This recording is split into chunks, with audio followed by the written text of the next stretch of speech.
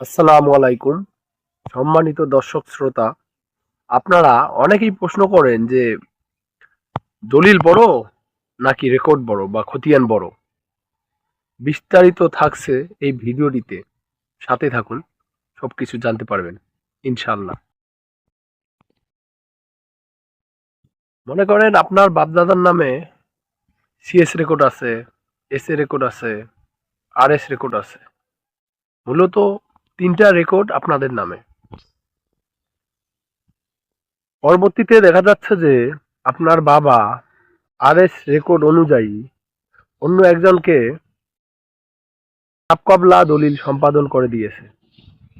এক্ষেত্রে কি আপনি জমির মালিক? কখনোই না। এখানে দেখা যাচ্ছে যে আপনার বাপ দাদা তিনটা রেকর্ডের মালিক, এজন্য কি আপনারা জমি পাবেন? বিষয়টা এরকম না। জমির মালিকানা মূলত প্রমাণ করে দলিল দিয়ে।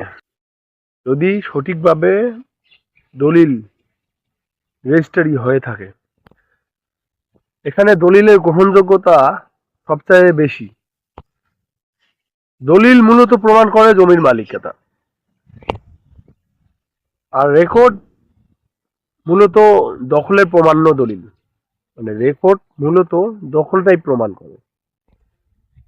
এর জন্যই বলতে হয় যে আপনার বাপদাদার নামে যদি তিনটা রেকর্ডই থাকে, তবুও আপনারা জমির মালিক হবেন না, কারণ আপনার বাপ দাদারা জমি বিক্রি করে গেছে।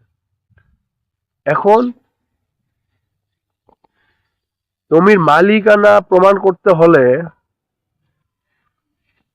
রেকর্ডের ধারাবাহিকতা যাচাই করতে হয়।